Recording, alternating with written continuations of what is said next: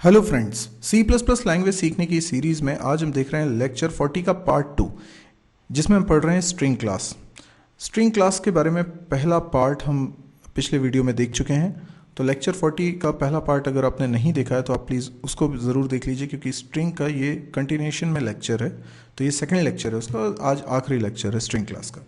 ठीक है, तो स्टार्ट करते हैं आज का लेक्चर। राइट, अगला ऑपरेटर क्या है? Equal to operator. तो दो स्ट्रिंग्स को कंपेयर करना कितना आसान हो गया। यानी आप दो कैर एरे को इस तरीके से कंपेयर नहीं कर सकते थे जैसे कि यहाँ पर मैं कंपेयर कर सकता हूँ। जैसे मुझे लिखना है if S1 equals to S2, तो मैं ऐसा लिख सकता हूँ। जबकि ट्रेडिशनली जो एरे के थ्रू हम स्ट्रिंग्स को हैंडल करते हैं उसमें हम दो एरे के नाम को ऐसे कंपेयर करने में यूज़ नहीं कर सकते, क्योंकि वहाँ पे वो एड्रेसेस का कंपैरिजन कर देगा, स्ट्रिंग का कंपैरिजन नहीं होगा। ऐसी इनइक्वालिटी भी है, लेस देन, ग्रेटर देन, ये सारे ऑपरेटर्स भी हैं, सब्सक्रिप्टिंग ऑपरेटर भी है, और इसके अलावा इंसर्शन और एक्सट्रैक्शन ऑपरेटर भी है। देखिए इसका क्या बेनिफिट है। जैसे मुझे स्ट्रिंग को प्रिंट कराना है, ठीक है, मैं यहाँ स्ट्रिंग को प्रिंट कराता हूँ। तो मैंने प्रिंट कराया सी आउट लिखा और इसमें मैंने लिख दिया S1, ठीक है, और फिर मैं एंडल लिख देता हूँ और अगली लाइन में S2 की वैल्यू प्रिंट करा देता हूँ। फिर मैं एंडल लिख देता हूँ और S3 प्रिंट करा देता हूँ। ठीक है, इस तरीके से मैंने स्ट्रिंग्स प्रिंट करा दी। Got it. तो S1 में क्या है? S1 में हेलो रख दिया था मैंने। S2 में क्या है? स्टूडेंट्स रख दिया था मैंने। और S3 में क्या है? S3 में मैं वैल्यू रख देता हूँ दोनों का कंकैटिनेशन, यानी S1 प्लस S2। ठीक है, तो S3 में क्या आ जाएगा? Hello students. तो पहले प्रिंट होगा हेलो, फिर अगली लाइन में प्रिंट होगा स्टूडेंट्स, फिर अगली लाइन में प्रिंट होगा हेलो स्टूडेंट्स। तो देखिए मैं इसको रन करता हूँ। आप देख सकते हैं पहली लाइन में दिख रहा है हेलो, दूसरी लाइन में स्पेस के साथ स्टूडेंट्स, क्योंकि मैंने यहाँ पर भी स्पेस दी थी, आप नोटिस कर सकते हैं इस जगह को। और उसके बाद फिर हेलो स्टूडेंट्स, क्योंकि कंकैटिनेट होने के बाद S3 में साइन हो गए। तो ये इंसर्शन और एक्सट्रैक्शन ऑपरेटर है। यदि आपको यूज़र से बोलना है, सपोज करो सी आउट एंटर योर नेम, ठीक है, ठीक। अब देखिए कितना इजी होने वाला है।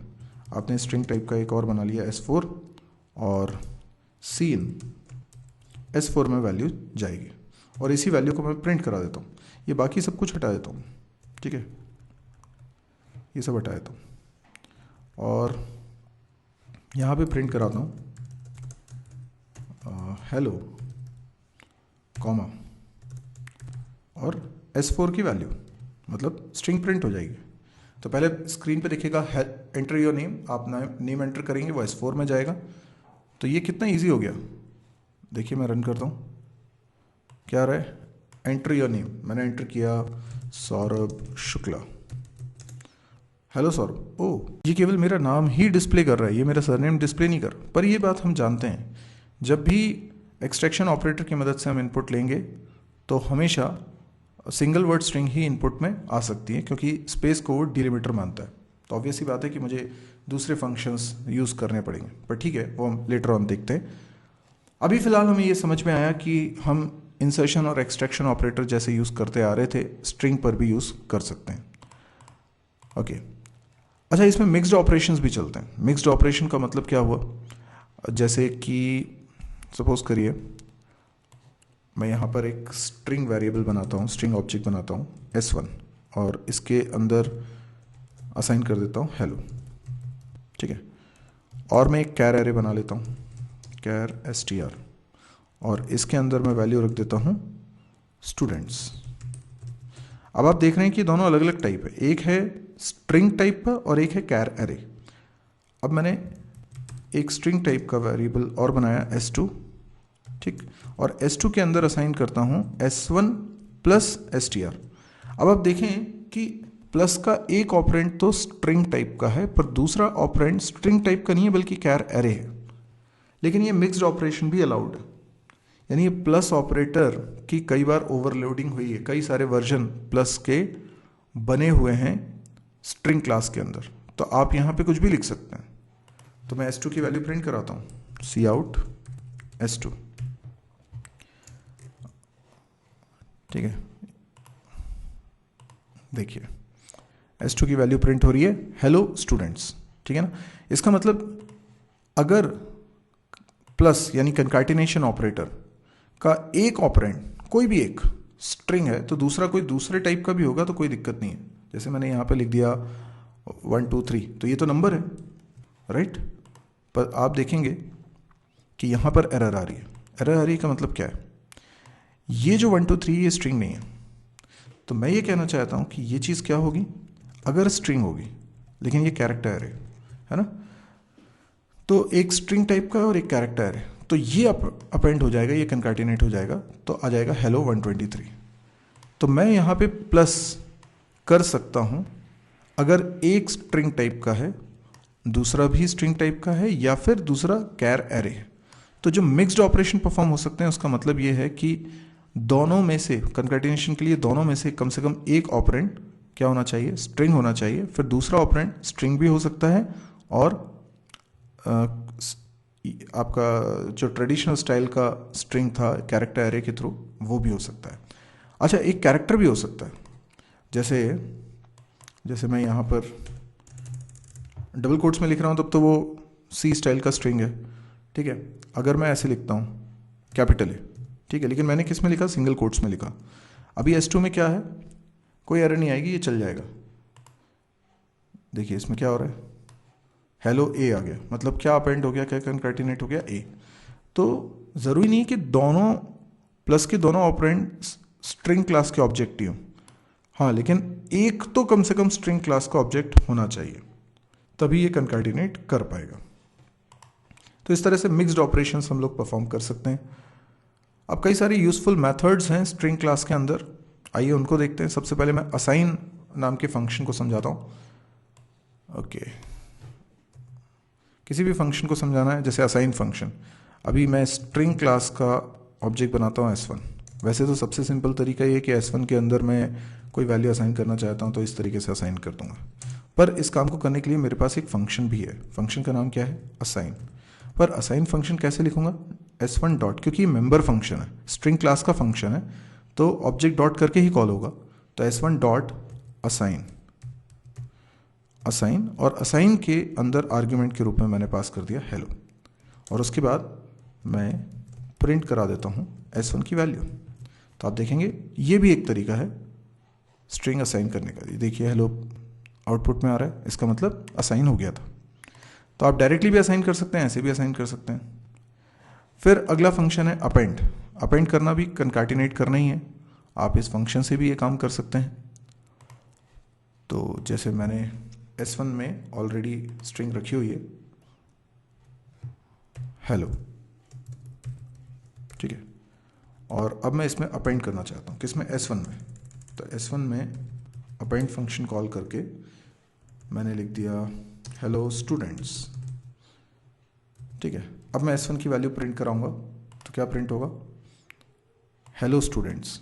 क्योंकि यहाँ पे क्या हुआ, S1 में पहले से हेलो था, S1 में मैंने कुछ अपेंड करना चाहा तो मैंने अपेंड फंक्शन को कॉल किया और उसमें स्टूडेंट्स पास कर दिया। इसी काम को अगर हम कंकैटिनेशन ऑपरेटर से करते तो हमें लिखना पड़ता S1 प्लस असाइन स्टूडेंट्स, ऐसे भी कर सकते थे, ये भी सही तरीका है, ठीक है। ओके, अगला फंक्शन क्या है, इंसर्ट। देखिए इंसर्ट फंक्शन बहुत काम का फंक्शन है। इंसर्ट फंक्शन को समझते हैं।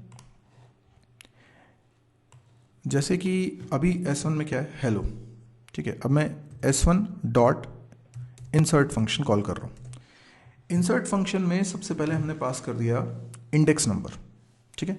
जैसे मैंने इंडेक्स नंबर पास कर दिया 2, ठीक। तो इसका मतलब समझ में आया, देखिए मैं बताता हूँ। अगर हेलो स्ट्रिंग है HELLO, तो इसके इंडेक्स नंबर क्या होंगे, 0 1 2 3 4। तो मैंने इंडेक्स नंबर पास कर दिया है 2, ठीक है, ओके। और उसके बाद मैंने इसमें लिख दिया है 123, ये इंसर्ट कर रहा हूँ मैं, 123 एज अ स्ट्रिंग मैं इंसर्ट कर रहा हूँ इसमें। तो देखें क्या आउटपुट आता है। ओके, मैंने S1 की वैल्यू फिर प्रिंट करा दी। ओके, ये पहले बंद करूँ। ओके, अब आप देख सकते हैं कि यहाँ पे क्या प्रिंट हुआ है, HE के बाद 123 LLO। ओके, इंसर्ट कहाँ हो गया? इंसर्ट हो गया सेकंड इंडेक्स पे, तो बीच में आ गया, तो बाकी के कैरेक्टर्स शिफ्ट हो गए। देखिए कितना बढ़िया फंक्शन है हमारे पास। यानी हमने इंडेक्स नंबर दिया था 2 और हमने बोला था कि इसमें इंसर्ट कर दो 123, तो 123 कहाँ इंसर्ट हो गया? इंडेक्स नंबर 2 पे इंसर्ट हो गया। तो इस जगह पर इंसर्शन हो गया और ये LLO ये आगे शिफ्ट हो गया, तो यहाँ पे आ गया 1 2 3 और LLO आगे शिफ्ट हो गया, इसलिए हमें इस तरीके से आउटपुट दिखाई दे रहा है। Got it? ओके, तो इंसर्ट का हमें यूजेज समझ में आया। तो हम कहीं पर भी किसी स्ट्रिंग के बीच में अगर कोई चीज़ इंसर्ट कराना चाहते हैं तो बड़े आराम से इस तरीके से इंसर्ट करा सकते हैं। रिप्लेस भी फंक्शन नाम से समझ में आ रहा है क्या काम करेगा। तो मैंने लिखा s1 डॉट रिप्लेस। अब रिप्लेस फंक्शन में भी मैंने कुछ इंडेक्स पास किया हुआ है। लेट से मैंने इंडेक्स पास किया 2 और मैं कहता हूँ 2 से 2 तक, है ना, और कैपिटल ए आ जाए। ठीक, इसका मतलब क्या हुआ? पहले तो आप समझिए हेलो।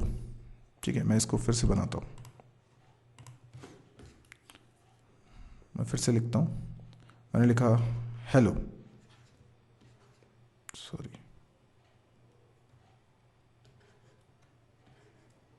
हेलो। तो इंडेक्स नंबर 0 1 2 3 4। अब मैंने इंडेक्स नंबर क्या पास किया? 2। ठीक है, और लेंथ क्या पास करिए? 2।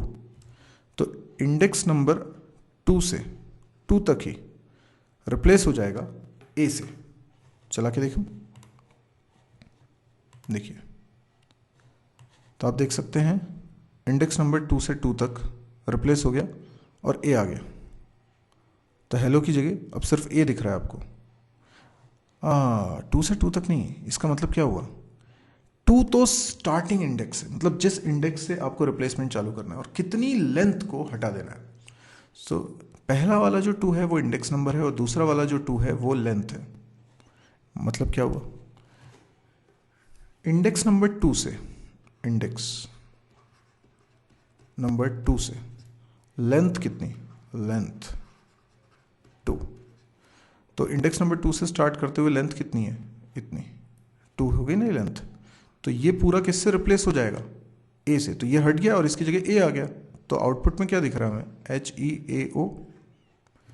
अच्छा, इसका मतलब ये है कि अगर मैंने इंडेक्स नंबर दिया होता सपोज करिए 1 और लेंथ दी होती 3, तो क्या होता?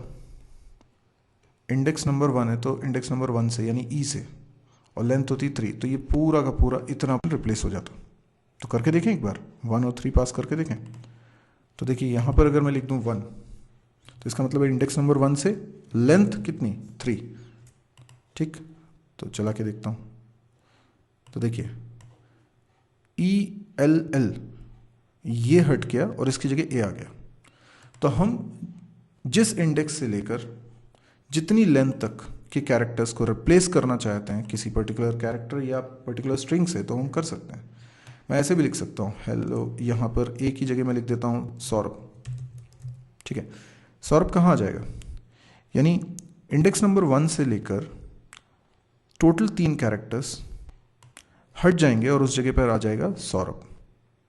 ठीक है, तो इसका मतलब ये जो ELL है ये हट जाएगा और इसकी जगह आ जाएगा सौरभ। तो दिखेगा H सौरभ O, इस तरीके से। देखिए H Saurabh O, right. ELL हट गया। तो ये है रिप्लेस फंक्शन का काम। अगला फंक्शन है इरेज। इरेज से तो कुछ नहीं है, पूरा इरेज हो जाएगा। यानी अगर मैंने यहाँ पे लिखा S1 डॉट इरेज, तो जो कुछ डेटा इसके अंदर था वो सब कुछ इरेज हो जाएगा। अभी आपने देखा इसमें मैंने रिप्लेस कर दिया था, या इसको हटा दो चाहो तो। अभी S1 में हेलो है, इरेज के बाद कुछ नहीं रहेगा, इसलिए आउटपुट में कुछ भी नहीं आएगा। देखिए आउटपुट में कुछ नहीं आ रहा है, इसका मतलब कि इरेज हो चुका है। अगला है फाइंड। फाइंड तो बहुत अच्छा और काम का फंक्शन है।